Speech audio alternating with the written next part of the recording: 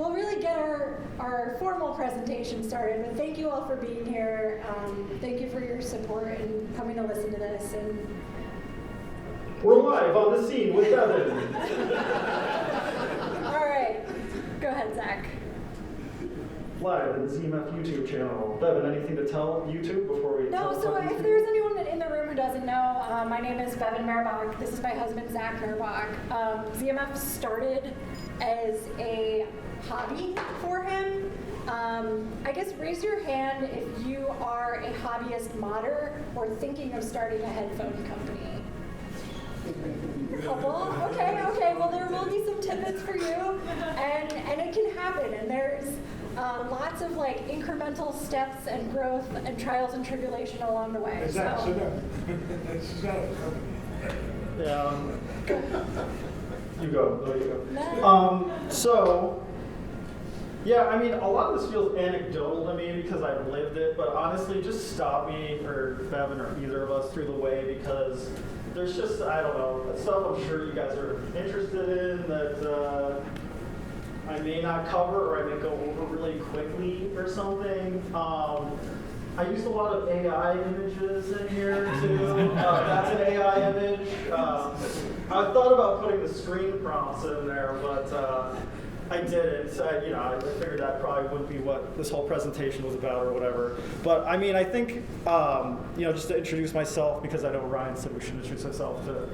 Does anyone have no idea what ZMF is at all? You all know what ZMF is? Okay. Never heard of it. Okay. All right. ZMF.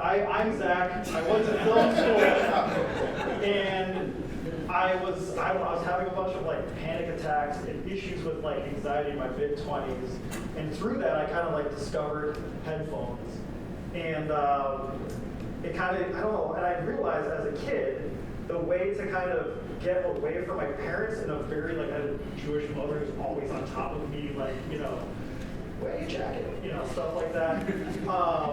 My way to get away from them, I didn't even realize this until I was an adult, was to put on a pair of headphones in the car and not have to hear them controlling me. And so what basically happened is I grew up, had some control problems that I didn't even realize I had, and I fell in love with headphones and Headphone, putting on headphones and letting the world fade away. But and then so that's why I really learned to love them and eventually wanted to make them full control. Lots of control problems. Let's go to the next slide. So, 2008 is when I joined Headphone. I think, this industry, it's hard to be really genuine about anything. I think that's just the most important thing, is just knowing that you have a passion for it. And Bevin found these. What was I talking about? T400? I think this is some kind of Sony IEM or something. Oh, here's a good one. I'm not going to mention any names, but it becomes very annoying, hard to navigate through these pages when people post their opinions that they don't currently own in order to seem as if they're an authority on the matter. Still happens. It's still, it still happens today, right? But the kind of overarching theme of that slide is Zach was thoroughly involved in Headphone and headphones as a consumer, as someone who was trying lots of different products, talking about them on the internet, and that's sort of what led into the modifying and the tinkering. Yeah, there's like 4 to 6 posts I made in 2008 because, I have much more reason to post it now, and I always tell people I wouldn't post as much if I wasn't making these things. So anyways, the old kind of story is that like, here's a cool AI image for you. Oh yeah. Here's another one. One day I was sitting at my table trying to learn how to solder to do a rejack on a T50, and Bevin came up to me, and she was like, "Is this your new hobby?" And I was like, "I don't know. What do I tell her?" Because I was starting to sell them on the classifieds of Headphone, and I didn't know what I was doing. I just didn't even know how to solder yet. And she just kind of came up to me and was like, "What? Like, this is my dinner table. What are you doing?" And understandably, we lived in a small apartment in Chicago, and my big idea or whatever was just, I like old instruments. I like wood stuff. And I think that's if there's one anecdote, or one thing I think I would tell anyone starting a business is like, don't overcomplicate it. Like ZMF is not really a complicated business when you're looking at it from a consumer point of view. The thing a consumer sees is like, oh, here's a company that makes wood headphones, period. And if any ideas ever become like really complicated, it's probably not going to be that understandable to your audience. And I didn't realize that until later on, but what ZMF is good at is making wood headphones. So whenever people come to me and been like, are you going to make wireless shit? Are you going to make all this stuff? It's like, I don't think we're good at this wood headphone thing. And I think that's what makes us unique. So, I mean, keep it simple. Most businesses need a lot of stuff, though. Yeah, can I go over this? Yeah. Hey, anyone has to interrupt me at any time. Okay, so for those of you in the audience who are thinking about this for starting your own business, there are some inputs to start thinking about, or to think about as you're going. The first thing is your funding. Like, you do need money to buy the headphones, to pay shipping, to get that all together. So there are lots of ways to go about that, and we'll talk about how we did it. But that is a reality that it is a little bit costly to get going. There's the demand, like how do you get the word out to people who might be interested in trying or owning your headphone? There's your materials, where are you going to get them from? Are you going to get them from a vendor? Are you going to create them yourself? Where are you going to do all this? And that will likely change if you grow and expand, or if your wife gets upset with you for taking over the dinner table.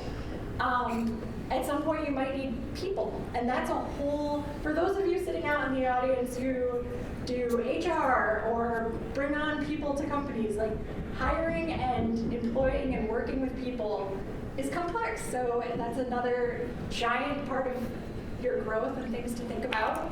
And then services. There are so many things that Zach and I have run into where, I've never bought insurance for a commercial building before. How do I do this? So you need to find professionals that you can get in touch with that help you lay those building blocks. And it's small. At first, you don't need commercial building insurance. You just need to know that. How did we fund when I wanted to make wood headphones? How did I get the money to do that? So I am ZMF's only investor. I have dutifully tried to have great credit since I was able to get a credit card, and Zach finagled me into using my credit card to buy his first large batch of T50s for modding. I have where did I put the clicker? I don't know. I have It's right there. oh, there it is. I have a good AI image for what she looked like. That was how I would like to imagine it. This might be closer to the truth.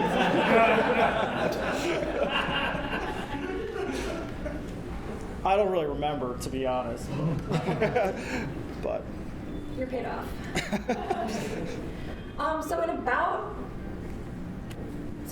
So the early genesis of ZMF was in our third floor walk-up apartment in Chicago, and Zach was using a lot of materials that people who are modders here might relate to. There's a heat gun, there are foams from Michaels, we used to get clay, all of these like sort of over-the-counter, if you will, just items that you could go to a craft store and find and produce with. So this is a small quote from an enthusiast who came to see Zach in the apartment. It says, "Tucked away in a corner room in a nondescript Chicago apartment, the barefooted and bearded Zach Mehrbach works away with scissors and soldering irons, spools of hookup wires and stacks of T50 RP drivers, and a host of other tools of his trade. He was the main man behind ZMF Headphones, an easygoing guy that simply loves good sound." I think one thing that's interesting about that time in my life was I was in film school and teaching at that point, and my friends had hired them to come cut damping materials, and they'd come over to our place, and they'd I'd be like, I'll pay you $20 an hour to cut this film. Cool, right? And then they walk away, and I could just tell they were like, this guy's throwing away his film degree. What the fuck is wrong with this guy? And I think that's one of the weird things about our hobby is that outsiders see what we're doing, and they're just like, this guy's putting little pieces of felt in a headphone. Yeah, so I mean, it's incremental. You might start with scissors, and I was talking with someone today in our room who's modding and trying to produce their own headphones, and they were like, oh, the cutting of material, that's a problem. My quality issue is that when I'm cutting with scissors, my foam materials are coming out in all sorts of varied sizes and shapes. And I said, oh, you know what, our second step was getting a die cut. And that way we could assure that everything was uniform and that the damping material is to spec. And just little tidbits like that. Like you start with scissors and then you scrape together a couple of profits and go for your next sort of bigger investment into equipment. Yeah, I mean, I think the thing I hear a lot from people when they ask me about the whole business part is like, what do I need to get going? And I mean, you don't really need anything. You just kind of have to work with what you have because you're not going to have money from the business yet. I think Ryan from Mod House asked me yesterday when we got our space, and when we even moved into our house, we didn't have a permit from the town to be there or anything. So I mean, it's just the kind of thing where you have to be thrifty because you're never going to have enough money for everything you want to do. Here's a great thing on Rate My Teacher about just how awesome I am. I think one of the things that I want to talk about a little bit as we get into, so I'm skipping around here, is just brand identity stuff. And it's, again, something I didn't fully realize till later on, but I realize it now and learned it through the way, was just that I really like banjos and old guitars and stuff. Do you want to talk about your background? Sure. People always ask me, oh, are you into audio? And I always say, I'm really into music. I grew up, my dad toured with Arlo Guthrie for 9 years. He was just a pit musician in Broadway musicals. My house was a very musical place, and I had never really been into the gear part of things, but as soon as it was brought up to me, I could tell quality sound, and that made a difference to hear something that sounds like it does in your living room. And my immersion to like all that stuff, all that old stuff, was mainly through your family, because they live in Woodbury, Connecticut, which I think is known as like one of the... It's the antique capital of the And so, a lot of times when I was doing my old steampunky banjo thing and making designs with one of our engineers, I'd, run it by her, and she always likes those old aesthetics. And so I think just having a brand identity that's noticeable by look alone is really important. And I don't know, it is weird, like, you read Headphone all the time, and I know a lot of these seminars are, and we're going to talk about measurements a little later, so don't worry, June, I'll do a little measurement stuff. But I think that, and again, I've read online, and I think we have a little bit of that presentation here too about like, oh, ZMFs are just all looks, they're just, they're all sound and blah, blah, blah. And I think, I don't know, it's one of the weird things where it's like the aesthetics of our brand have definitely helped the sonic part, if that makes sense, because a lot of us have partners that want to, when we buy something expensive, has to stay in our place. And so just realizing how important the brand identity and having an item that you can really know it's yours, when you're starting a business, is really important. And so I kind of looked up last night some of this stuff that, brands that have a very discernible thing. And I think, I'd like to include ZMF within these, because obviously it's clear. Yeah, so, you have, who knows this one? It's for her, yeah. You got your Apple. I didn't even know they had a logo like that in 1976, but very recognizable brand. You got McHenry's. And then, my logo, I was very fortunate to go to school with a guy named Brian Buckley, who came over to my apartment one day and was like, you need a logo. Because these are things I just didn't think about. I didn't, while I did work really hard, and a lot of like ZMF is just working 60 to 80 hours a week, I knew people who helped me out in ways, and this logo, he just came over one afternoon and made this logo for us. And while maybe it's not as iconic as the Golden Arches, it doesn't make your mouth water in the same way, but the ZMF, I think people know the logo very well. And then, the shape of our headphones, I think you can kind of see them. We got the Coca-Cola. I didn't know the Pringles can. There's an article in The Atlantic that's really interesting about Pringles and their very unique way of selling things. But, I know a lot of our customers and a lot of people who own our headphones really identify a certain look, and we've never really strayed from that. And for better or worse, I know there's definitely people out there that hate the look of our headphones for one reason or another. But when you gather that identity, I think it's through whatever people say, it's important to stay to that, because that will become your identity over time. I think a big part of what we've become is just keep doing the same thing. And so, that's a big part of life. Yeah, and I would say just in general, if you're someone in the crowd thinking of starting your own business, there's sort of one way to do things is to source a lot of items and to kind of piecemeal a product together. But if you can, the way that we did it, that feels really authentic, that helped us to have a lot of control over ZMF looking like a ZMF, is to find an engineer or teach yourself CAD. You can teach yourself CAD. You can get the program for very low cost in some ways if you need to.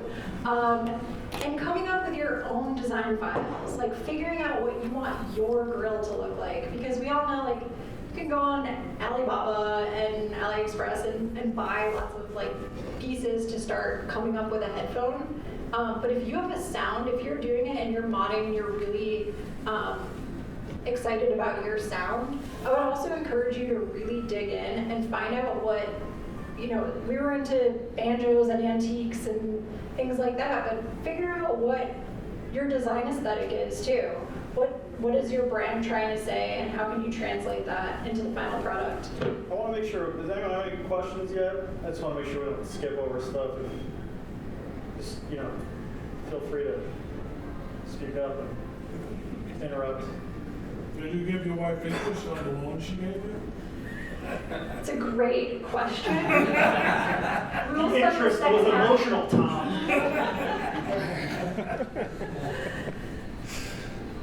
So just, dig in on your design and learn CAD. It is worth it with 3D printing and even some of the really cool places that will allow you to upload your designs and send you out metal parts in small quantity. It's so worth it to learn CAD and get your own designs going. Okay, so you're making headphones and you think they're pretty good. That's great. But if you want to make your wife happy, you have to kind of progress from there. So you got to make that money, Tom. That's right. The best ways that we found to do it as sort of a low-cost startup is through the community, through going to meets, going to the New York, the Long Island meet, showing up at Headphone events and putting your pennies together to get a table. We, from the very beginning, were really invested in traveling to shows, traveling to meets, and putting up our little booth. I remember, we're like, here's a Vistaprint little ZMF sign, but you show up, you put your products out, and you try to get them in as many hands and on as many ears as you can.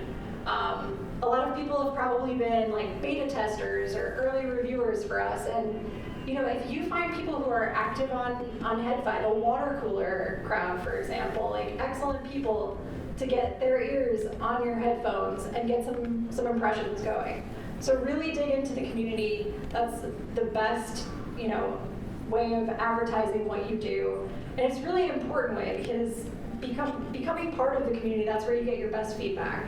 So. And at some point, you may get a dealer, which is really exciting, and you can sort of try and traverse the miles virtually. We did a online hang with Zeppelin & Co. really early to try and connect with the community, not just within the United States, but internationally as well. And Zach's mom. What about this email from my mom? No, I think you put this in here. So. I did, because it's kind of a slice of life. Like, we were really busy trying to get things started, and your parents acknowledge that. How cute. All right, we can go to the next one. Okay, so another forum. So we know there's Headphi, SBAF, Discord, all of these things. Just putting yourself out there for AMAs or whatever. Reddit is a pretty easy forum. There's a thriving our headphones community there. You can do an AMA. I've seen a lot of people put pictures up of an early DIY build they're working on, get really great feedback, make some good contacts. That's a good platform for that.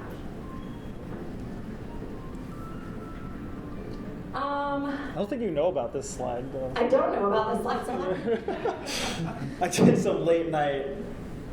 That's DMS. No, I'm just kidding. This is another AI image. The fact that it looks like DMS's brother is just I think I said, please give it. Put a guy in a room with a scowl on his face and graphs on the wall, looking at a headphone that he doesn't like, and that's what Adobe AI came up with. It's beautiful, isn't it? No, the reason I say love reviewers, hate reviews is that reviewers are in manufacturing basically the same. They're people that love headphones and love how they're going to come out. And I think the thing that's been so hard through the years to navigate with reviews is just that use an audience member. It's almost like The Bachelor. You either get the rose or you don't. So either it's a good review or it's a bad review. And a lot of times that's the way people read reviews, because they want to know, hey, what am I going to buy? Am I going to buy something or not? And so what ends up happening is that I think I'm much more lackadaisical getting stuff to people, reviewers now.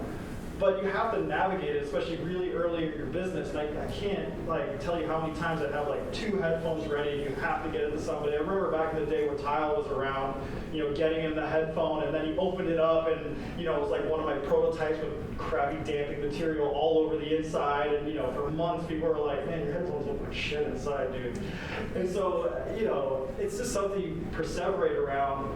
And it becomes a large part of starting your business and how you're going to get things going, because you can't pitch your own product and tell people it's good. You need people to say it. And I think one of the great things about the Headphone community, Superbest Audio Friends, any of those communities, is that the people who are posting a lot are the people who are just really into it and passionate. So what I've really learned through time is that everyone you send a headphone to is really the reviewer, whether it's someone who does it for a living, is hired by somebody else, or anything. And so it's just, if you make every headphone and run your business like every person's going to write something online, that's really the best thing you can do. And so this is some examples of good reviews. Here's another example, some good reviews. Resolve loved us. I think he still loves us deep down. And there's DMS. He clearly, if you look at that look on his face, and you go back here to his brother, you'll notice it's the same moment, just 2 different places in time. It's a beautiful thing. That's what a wood headphone looks like to AI, by the way, in case you're wondering. The DMS was a tour. I don't know. Bevin got this photo of DMS. You could have found something more flattering? No, I was showing the really early, journey into sending things out to reviewers. And so this was a really, really early review by DMS. And it is a little bit, anxiety provoking getting your first units out, but most reviewers are going to evaluate the product and talk about its merits. You want to talk about this stuff, Beth? Okay. What's going on with that guy? Is that another A? That's an AI picture. That's not me. All right. That's when I straightened Zach's hair over the COVID pandemic. So you will have to deal with adversity. You're going to get some great reviews, some wonderful community support. Another aspect of being a headphone maker is there's going to be people who don't like what you've made, or talk about everyone likes this, so I am going to be the contrarian and talk about how I hate it. And so one approach that we've taken, and I don't know if this is the right approach or the wrong approach, but we're very active. If somebody says, oh, I heard the A-list and it sounds bad, instead of kind of just turning a blind eye and not addressing it, will often try to provide customer service. So I think that is actually, for us, it's been helpful. You can say, hey, just curious, like, I heard you had a bad experience with the A-list. What was your setup? What pads did it have? And it's more, you're trying to sort of figure out why the person had a bad experience and if you can help. Because sometimes when those finite statements get made, yeah, they're not great. They don't help your business and they're not, they don't feel good. But really, maybe the person has solid pads on an open headphone or is listening on an amp that doesn't have enough power to power their headphones. So if you help explore with that person online or whatever, you can just kind of create more of a helpful conversation around it rather than this is good or this is bad or, oh, you didn't like it, what are some headphones that you do like? In the back, what's your question? I just want to say I love that. That's amazing. Woo! Thank you! Yeah, so we've been trying to do it sometimes more tactfully than others, but you gotta participate. You may have noticed I'm a little different in my interactions than Bevin. She's the online. She'll pipe me down before I do something I'll regret. How do you? No. So yeah, that happens. This whole section's about kind of investing back in the business. I mean, this is kind of after there's a little bit of brand identity, a little bit of cash inflow. I mean, thankfully, in the way the business has gone, I've never taken any venture capital or anything like that. And because we've worked illegally out of a house for years, we were always profitable. And we were very lucky with our first space that we went into in 2019 and 20 to buy that for a very low price. I think we paid like 120 grand for it or something. And then we put a lot of money over a longer period of time into fixing it up into an actual workshop. There aren't any headphone workshops around that you can just buy and move into, weirdly. So putting that money back in, and I mean, that's one of the good things about it being my hobby too. It's like it's easy to spend money on your hobby, as we all know. So if your hobby is whittling and machining and making headphones, it's really easy to buy those tools. So early on it was getting a cry cut. I did get it from Oprah, but she should have given me one. And then later on it was investing in the machine shop. Here's a cool video for you. Some of you may know some of these This is people. our actual machine. This is This is a video I shot. That's Nick. That's He Nick. works for ZMF. Jude, you know Nick? Yeah. He's oh, what a character. That's Jude. He's our machinist. He spends the most time with the machines. Nick's doing most of the programming and stuff. He's a beautiful man. Look at those biceps. This is both of them. I said, get up on that forklift. Atrium damping system, we have to cut to a very high tolerance, which means so we made a foam cutter for that down there. Here's one of all our CNC machines are 5-axis. They each cost, the cheaper one was 120 grand. This one was 220 grand. It didn't even turn out being the right goddamn machine. And now it just does headphone stands because Nick talked me into buying it. Nick, where's the camera, Nick? So I climbed the mountain. So they rent out at JDS Labs the outside to a swing set place. So I did that one time. There's another 4 minutes of that. And then investing in wood, I honestly have a problem buying wood. There's my wood face. And if I see wood online, I like almost can't resist. It's like it's like buying tubes. Like you see a tube, I might use that tube one day. And so wood, I like now that I know like all the wood vendors in the United States, they all call me when they get stuff in. It's like too fancy for their other clients, and I'll be like, oh yeah, I'll buy a $20,000 worth of Queensland maple, no problem. It's yeah. So that, I mean, yeah, if investing in the business and knowing when to and when not to spend money, it's not something you can really teach, but you definitely find it out by keeping books and all that stuff. Here's my quick history of measurement rigs. I think, as you know, over the years, I mean, when I started, there was no Harman curve that people used or anything like that. And over time, I knew I needed to measure headphones really early on to make sure they, at least were channel balanced and all that stuff.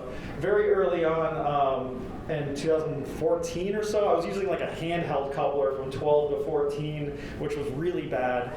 And thankfully I was modding headphones at that time, so Fostex was doing a lot of that work for me, which is one of the good things about modding headphones is they've already gone through some sort of quality control. But when we started making our own headphones, I needed something that I could use, and so I found these iSemcon mics that are pretty good. And if you're trying to make a measurement rig, back then you couldn't buy like one of those, who makes those hats units that are like $200? You couldn't buy those. Mini DSP. Mini DSP, yeah, you couldn't buy those in 2013, 14, so I had to 3D print and make something, and it really is kind of a piece of S, but it got the job done. And these iSemcon mics you can still buy if you're interested in making your own rig. They're a few $100, but it's a lot cheaper than those 7-Elevens that cost like $2,000 or something. Then I eventually got the flat panel AEC 210 after I got to know the guys at Audio Precision. Then I learned the Audio Precision one was made by Larson Davis and sold the stuff for cheaper actually, which is fine because now they're a Gross dealer, so they don't care anymore. So I bought the Larson Davis stuff and the Audio Precision coupler, and then finally got the 5128. And the main thing I realized through the years is that even though I've gotten all these like really expensive gear, I probably have 150K or something of that or more in measurement gear at this point. And people always ask me, why the hell did you buy two 5128s? What happened was they sent me one, it got lost in the mail, and I was freaking out. I was like, I spent 30 grand, 28 grand, it's 30 grand, Jude? 20, I don't even want to know how much I spent. 32 grand on this thing. It's lost in the mail. It's having like a meltdown. And then they sent me another one because they had insurance on it. And then 3 months later, after I'd gotten the replacement, the other one just showed up randomly. It was one of those moments where they don't know that I have this. But then after a couple of days, I was like, I need to do the moral thing. I won't be able to live with myself. So I called up my rep, and I was like, what kind of discount we talking here? What can you do for me? So he gave me a decent discount, and I ended up having two. So now I want to have one in my house, and I have one in the shop, so I can do R&D any time of the day. But one of the things I found through time was just that if you look at the differences in rigs, it's not really about, if you're making headphones, getting the measurement to be exactly to something that we publish to someone who might be an owner of your headphones. If you're an owner of headphones, you have to follow the standards because you want people to read what they're seeing, all the other stuff online versus like, if you're looking at something versus a Harman curve, you want your audience to be able to like take and divulge that information. But if you're just doing things in-house where you're not going to be showing stuff to people, you can use a DIY coupler or something that's worse. I just wouldn't recommend showing them to the public because it might look a little weird. But you can make those little incremental changes and mods inside your headphone and figure out, hey, when I make this change, I can see this change in the graph. And as long as you know what the data is doing, you can still make a good headphone without a really, really expensive rig. And you can see here my DIY rig is the one that is in red or sorry, Jude, I didn't do any dots on that one, I just realized. And red, and then the 7-Eleven coupler with the AEC M206 is in blue. That's the one that the Harman curve would be done on. And then here's the 7-Eleven coupler versus the 5128. And that's just one of the interesting things through the years. They came out with the 5128, the new technology to better match the impedance of the ear. And you can see it's kind of a different curve, even though it's the exact same channel taken at the exact same volume. And that's just one of the important things is that you're going to get different results on different rigs. It matters how the person sets the rig up. And so there's always going to be a bunch of different measurements, but I guess this is my way of just saying you can't forget the subjective experience. You have to combine them to get the best headphone. And I'm sure a lot of you read my diatribes on Audio Science Review a couple months ago, talking to Amir and all that stuff. And while all the research is great, I believe in all the research, and I believe a lot of the things, or some of the things that Amir says. But But it's all like good stuff. You have to take a little bit of everything and put it together and how you're going to design headphones. And I just, as far as starting a business, like if you follow one thing to a T and don't take all the information you're given and conglomerate it into one thing, you're going to end up in one sect of your audience. You can't build headphones for just audio science review or just Headphone or just super best audio friends or just some Discord guy who thinks you're an asshole. You have to build them with all that information for a broad audience. And that's just definitely something I learned over time that, like, you know, there's a lot of information there and you have to put it together. Bev, I'm going to turn it over to you. We're talking about owning your mistakes. Cool. So yeah, so there were a lot of connective steps between the DIY rig and the really industry standard equipment that we got. And all I wanted to say about that is, you know, I was talking to someone today who's modding headphones and building headphones, and it really is a matter of reinvesting in your business constantly, not thinking like, oh yay, we had success, like let's go to the Cheesecake Factory. No, you have to, like, you know, stay home, you got food in the fridge, and you gotta buy, you know, a better measurement rig, or you have to upgrade the, you know, the gear. Did I ask you if I could buy the 5128? How did that? No, but I would have been for it, because that really is how you legitimize yourself to the community. You know, I think we sort of are in a gray area of people being like, oh, they're cottage industry, but sort of, you know, on the cusp of not even workshop. I like to call us a workshop, but like, you know, we're a company now, we're a business. So, you know, there's a transitionary period, and I do, and we have always thought it's really important to keep reinvesting back in your tools and your product and your business. So anyways, there have been another sort of trials and tribulations area of starting a headphone company is that you will encounter issues maybe with your product, maybe with a response that you gave. There are going to be issues, and the only real way to address those things are to serve your customer, to make sure that they're happy and taken care of, and to refine your process or product. We've had some issues with stuff, and this is a new slide. Yes, Sheldon. So I've got two questions. Yeah. The first one is, how do you, I'm assuming during your time as you're running this business, you kind of have points where you're doubting what's happening, whether you're going to be successful, et cetera. What were some things that you all do to deal with that, to get past that? And then my second question is from Discord. It's, who's your favorite YouTuber and why is it time? So, Tyler is our favorite YouTuber because he's just a very positive person. It's really nice to deal with someone who just really wants to share. Steve Guttenberg and Herb Reichert did a really good thing on like why they only review stuff positively. And it's not because they just want to pitch stuff or pander stuff. It's, you know, there's a lot of reasons why, you know, being negative in any aspect of your life can not always be the best thing. And how we keep going. Yeah, we love Tyler. I would say how we keep going is you have to, well, first of all, there's going to be anxiety of like, oh no, I got one bad review, or this person has gone like to 3 different websites and wrote that, you know, my headphone is bad. You have to kind of remind yourself that tomorrow's another day, and that that's like a temporal happening. The other thing is you have to remind yourself that you're really excited about what you do, and that you love it, and that you have to say everything's going to be okay. You have to kind of remind yourself of the journey and the purpose and your passion, and just keep doing what you're doing. And, you know, if things go wrong, you always have something that you probably came from some other place in life. Like, I was a social worker before I started doing this. Zach has a film degree. We're always like, well, we could go back to, you know, academia and social work if things go south.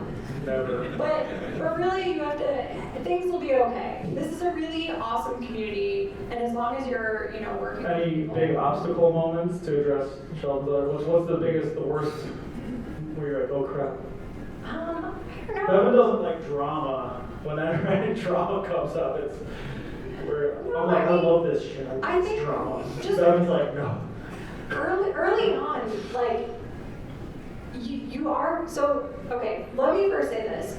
Starting a headphone company and being successful in the way that ZMF was, like, there's definitely an element of privilege in that. Like, I went to college, I have all these, like, things that helped us. And also, we were lucky. And also, you have to hustle so hard. So I was coming back from working my full day as a social worker and then moonlighting at ZMF to braid cables and then take those cables before I went to work to the post office. Whereas Zach was doing the same thing. He was, upgrading his lectures for school, then into 2 o'clock in the morning would mod the T50s. And it is exhausting. And those were probably some of the biggest struggles, was to just, find enough hours in the day and enough energy within yourself to get over the hump of where the hustle is so hard. Where you're just like, if one person says one thing to me, like, I've been working 80 hours. But really, unfortunately, when you're coming from sort of a grassroots come up to the headphone community, that's where it comes from. There's not like, oh, when's that person gonna send us our check so that we can pay ourselves? We're like, nope, we need to braid some cables, we need to, put some ramen in the microwave and go to work. So that was the roughest part, I think. Does anybody else have more questions? I feel like we're just kind of talking a lot, so feel free to throw a hand up. Yeah. How long was that period of just kind of being common, doing the? How was it? So when did you start I remember we went on vacation, and this was before you were. Bevin came in June 2018. And I remember we went on vacation in 2017 or something. I was still making the T50s a little bit. And I remember someone bought a T50, and I was like, great, I can pay rent this month. Because it was, had less than $1,000 in my bank account or something like that. And so it was, I don't know, I think we're really able to start being profitable after we had a couple proprietary headphones and stopped eating ramen and started investing in the business more. The biggest period of growth was after the Otor original came out in 2017. And so those years, 2017 to 21, were the biggest growth years for us, which is kind of flattened out a little bit. Does that answer your question, Matt? Yes. Yeah. Well, now you found your product market fit and you're starting to scale and in your stride. As you're starting to lift your head and look forward, what's your 5 to 10 year vision of where you want to be? Oh gosh. Yeah, I mean, it's one of those things where it's like you have to adapt with the industry in 5 to 10 years, whereas, if things go more towards wireless, go more towards portable, you have to have the people there to accommodate that. We just hired Dave Friesema, part-time. He used to be at Westone Automotive for years. He was at Automotive for 22 years. And we hired a second acoustical engineer, AJ Trent, who's actually upstairs. He's got really long hair. It looks like he came from the mountains or something. He's actually a very good acoustical engineer. And that's one of the things, is I've taken ZMF to a place where, I always tell people come to me and they're like, can you build a chair or a desk? You work with wood. I'm like, I know just the right amount of stuff I need to know to run ZMF headphones. And so as far as the 5 to 10 year plan is concerned, the goal is to make ZMF into something more like a Fender Guitars or Gibson, where there's a custom shop, and then there's also the stock model headphones. And the one problem with building the way we did early on is that you can't continue to do a business where you make semi-custom stuff for people every day, all day, because you're just gonna not get things to people. Deckware, for example, they're 3,000 headphones. I don't want to become that. I want people to actually be able to enjoy our products. And so we're dichotomizing the business to be more linear and just getting stock headphones to people and have more custom options. And so as far as the headphone thing is concerned, we're just coming out with the products that really fill out what our customers want, which is headphones, amps, more customization, and faster stock headphones. But on the other side of things, we're positioning ourselves to be able to be more malleable, and if the industry does shift towards a more portable element, be able to go into those more portable elements like IEMs and wireless if we need to. And my dream would be to keep the business as similar to what it is now with better technology as we move forward and better engineering and a better team, and to in 5 years be in that place. But I do realize that the way things are going in 10 years, we're likely going to have more products that are along the lines of never consumer but prosumer type stuff, and to maybe blur the lines between audiophile and pro audio just a little bit, but never to the extent to where we're like a Shure or an Headphone. Does that answer your question a little bit? Yeah. It's too general for you? No. Yeah. Thanks. Anyone else? Question? This is your time. Yeah. So going on like your wood enthusiasm for wood, what are you most proud of? Like the best location or the interesting story that you're proud of acquiring certain wood? And maybe what is the wood that you probably would never want to work with any of? I know my machinists really hate Wenge. Nick, anytime he sees Wenge show up, I love Wenge so much because it has a nice texture, but it just like blows up in the CNC. So they hate that. Most excited I've been for wood. I mean, I just got this huge batch of Queensland maple from Hawaii. Our honeymoon was in Hawaii, so I remember a lot of the times going around the island, seeing the stuff there. It was really amazing to get some cool stuff from Hawaii. I think the Koa and Queensland maple and the really figured kind of lighter woods is what I like the most. We're known a lot for cocobolo and stuff like that, but I think I'm like cocoboloed out. We've like worked so much with it. We have one employee who his lips blow up like a balloon every time he sands cocobolo because he's allergic to it. We stopped having them sand cocobolo. But yeah, the Hearn Hardwoods is one of my main places. They actually sell to Grotto and Martin Guitars and a bunch of big businesses like that. They're in Pennsylvania, and they're a great wood supplier. Cook Woods in Oregon is a great wood supplier. You can go on their site and buy individual pieces.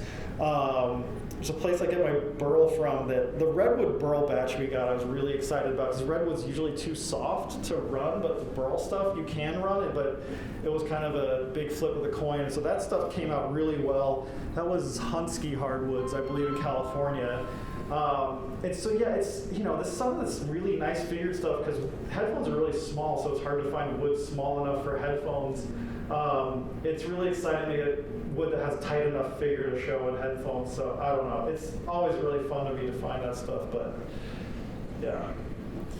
I was just going to go quickly through, there's like a series of photos that sort of show the transition of our workspaces. And then I do want to just definitely take more questions. But here's our home. This was a living and entryway area. There's a laser pointer here too. Oh, it's okay. Do you want to just move through them quickly because we don't have that much time left? Use the arrow. Sure. So this was our dining room. You can see spools of cable, our pad inventory stacked. Those were our wood cases. There's no dining room table there. So I heard someone talking today about potentially CNCing or beginning to CNC. This was our first tabletop CNC unit. It's a Shapeco. It's a really nice unit for if you're looking for sort of an introductory at-home CNC machine. One thing to really, think about is your health when you're doing all of this. I know it's not something that really comes to mind, but make sure you're, looking into the materials you're using in your home and doing it safely and properly. Zach's wearing hearing protection. This is our basement. So you see tons of cups and a little hand sanitizer or hand sander, dust collector, and air filtration device. Really, like ZMF was building our Autor, our Verite, out of this space in our basement. And it was a bit of a struggle, and we found people who would actually come work at our house in this strange environment, but this is kind of the grind, Like, it's not necessarily comfortable to be in your bathrobe and have an employee who got to work early come into your home and start making themselves coffee, but, it's kind of part of the journey. This was our spare bedroom where our family used to stay when they would come visit us. We got a 3D resin printer. Resin printers are really great. You can make really helpful parts on them. what's the name of, it's a Formlabs printer. Yeah. This was our early staff. Two of the people in this picture were our headfires that we met through Headfi. That's a really good network to find people to help you or to employ. Finally, we had scraped together enough to invest in a real workshop, and we bought this building that people said, is that some kind of church, or like, what did you guys buy? That's what our building looks like. It's in Berwyn, Illinois, and we bought it, and it was awful inside. It was like dilapidated, but we renovated it. We set up our measurement system. We set up a real laser engraver, which was really helpful, and we had like proper looking benches for our technicians. So from all these environments, here's Zach buying some wood. Again, the CNC laser, which is really helpful for prototyping, making parts. And then finally to the full-size equipment down in St. Louis.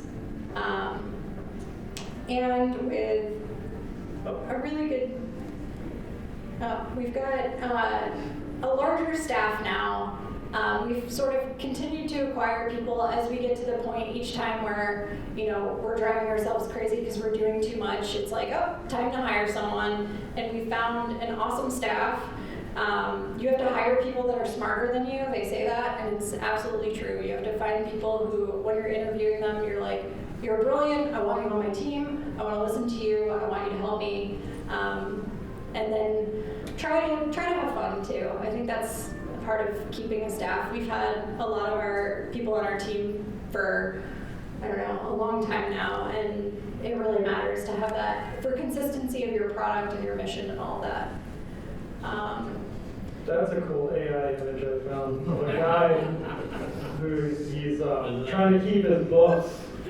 I was talking to Eyal yesterday, but your books, as far as like your what the numbers of your business, you know, the inflows and outflows, not just are you making a profit, but you can pretty much, and I mean, any of you watch Shark Tank or anything like that, or what was that show with Marcus Lemonis where he used to, the Profit? The profit. Yeah, any of those, the Profit, which I love watching that stuff because I just love hearing about businesses because they really are all the same. And I don't know, if you're looking for any advice on business stuff, it would be go read books not about headphones, go read books about business and numbers in the EOS system or something like that. I think James Bowie years ago told me to read Traction, which is a great book, but just, you can see just about anything you need to see into the broken down numbers of a business and figure out where the problems are and how it's doing. And so one of the best investment I've made at ZMF, aside from headphone stuff, was hiring someone to do reconciliation very early on in like 2015. And so now I can look back the last 8.5 years and just see how ZMF was doing through all that time, see our growth, see where our problems were, see how I fixed them. And you can see that in all the numbers of the business each month. And I know that's not a very like headphone regarding thing, but if you're looking to go beyond it just being a one-person operation, it's just something, you know, don't do your own accounting, hire someone to do it because that's going to be your roadmap to being able to invest in the things you want to invest in, like cool tubes, CNC machines, 3D printers, other people's headphones. Every time I make a headphone, it's an excuse to buy headphones, like, you know, when I made the Caldera, I bought a Susvara, an LCD5, you know. You don't even have to ask your wife anymore if enough money's coming in.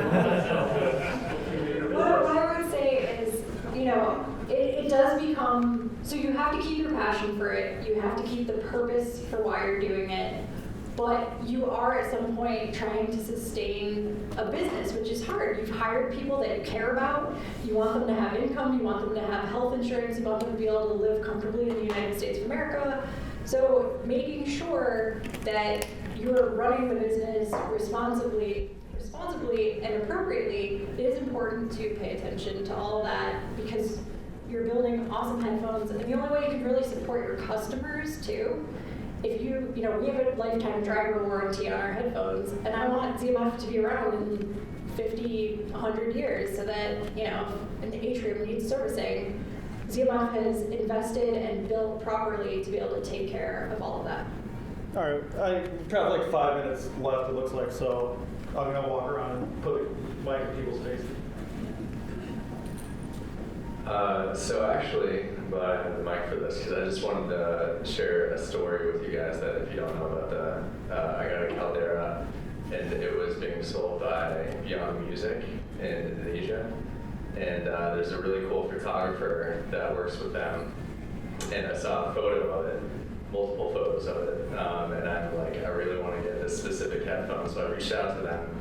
They're like, yeah, we can sell it to you, but you have to like wire us the money. I was like, well, I kind of wanted a Caldera. I wanted this one for sure. So before I knew it, Zach had it sent back to him so he could just sell it to me directly, which I just thought was so cool. And I guess I just wanted to share that because I know we're all fans of ZMF, but I think stuff like that really goes a long way to feel really supported by you guys, you know, as a company that we support too. So, but I do have a question for you. So with the Caldera, it's become my favorite headphone, as I've talked to you about.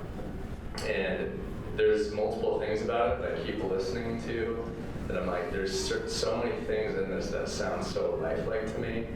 And since I got into this hobby in general, I've gone through a lot of different headphones, and I've kind of reached this point where, you know, at first I thought maybe it's partially because of this great story of getting the headphone. There's this honeymoon period of having it, but I've teared up like 8 times listening to it now, and I'm like, there's something in this that is just so, it sounds kind of like a dynamic tone in the naturalness of it, but it's still technically, like most technical headphones can sound too cold or too lifeless in a way, but the Caldera is like, even today, like I teared up again. It's my 8th time listening to this freaking headphone and doing that. So I'm curious, is it just you working with your engineer and you're like, I want it to sound lifelike, or do we need to, because I know when I'm mixing music, it's like little changes of like 1 dB of like, okay, we need to bring down the treble a little bit. So I guess that's my question for you. Up until now, actually, the Caldera Closed is the first headphone I worked with another engineer on, which was really eye-opening and a really good experience with Dave Friesen and I both kind of tag teamed the Caldera Closed because the closed planar was so hard to tune. But yeah, and I think that kind of goes back to the measurement rig thing. It's like, if you just look at the measurements on the rig, you can definitely get to a point where you're like, hey, this is close enough to where I should go listen to it and see how it sounds.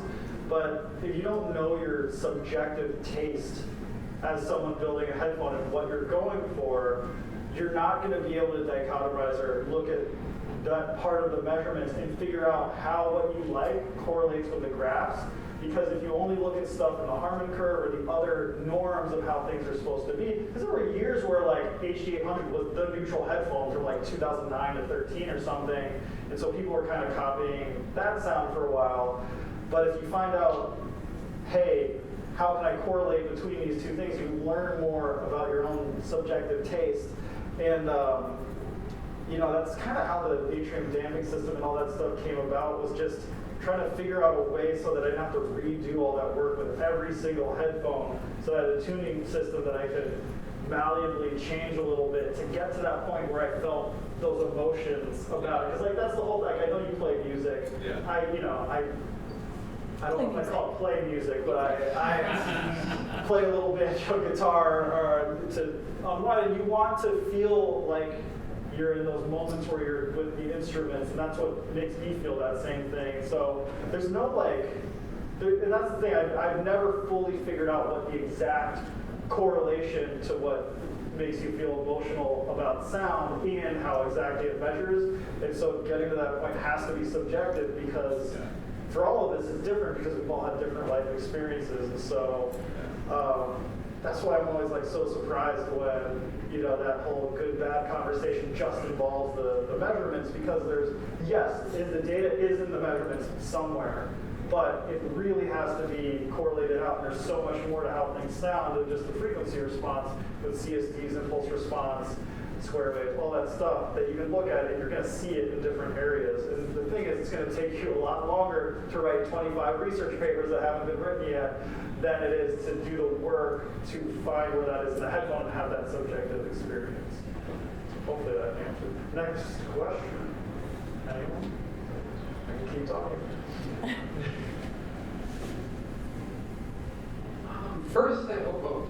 First, I just wanted to say thank you to both of you. You guys were the ones that inspired me to actually make my own headphones and to kind of work into modding, and that's been really awesome in a lot of ways. The biggest question I have is, how do you get consistency down as far as when you're initially first starting out? How can you get kind of the consistency of the placements and consistency of the materials? Just kind of the consistency of how you build the damping system, because that's one of the biggest challenges that I had. Would you have any advice to give on that?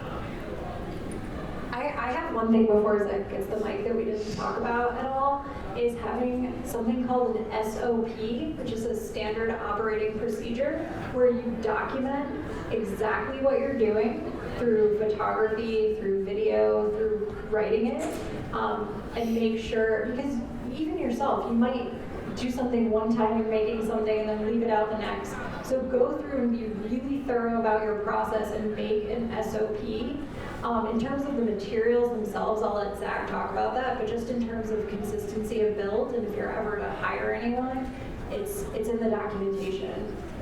Yeah. Yeah, one of the first engineers I worked with, Luke Spaghetti, back in the Viral Labs days, said you have to audit yourself every month or two. And by audit yourself, basically write down everything you're doing and time it. And then you can look at the timing of the numbers and be like, why did this take me 13 minutes this time and it took me 8 minutes there, and why is the result this? And so when you have all that data, you can look in the data and be like, oh, this is what's been giving me this problem, or if I'm modding a T50, this is where Fostex made some change or something. As far as the materials, I mean, we used a cry cut in the very early days to kind of cut materials. It's all about getting the materials to be the same. Honestly, if you're modding, your greatest asset, because there is variance in all these materials, is buy yourself one of those like coffee micro scales and make sure that everything weighs the same. Because when you're talking about a headphone, every 0.1 millimeter matters, because it's a little tiny, room that your ear's listening to. So buy yourself a scale and make sure that piece of felt that's going on the right side that weighs 0.1 grams weighs 0.1 grams on the left side too. And make sure you have the process or the tool that you can cut it or get it that same way on both sides. Well, I think that's our time for tonight, but I just really wanted to thank everyone for coming out. And we'll be in the ZMF room tonight, tomorrow. If you have questions, happy to chat. And tomorrow I will be here doing the reviewer seminar. It will be very exciting. And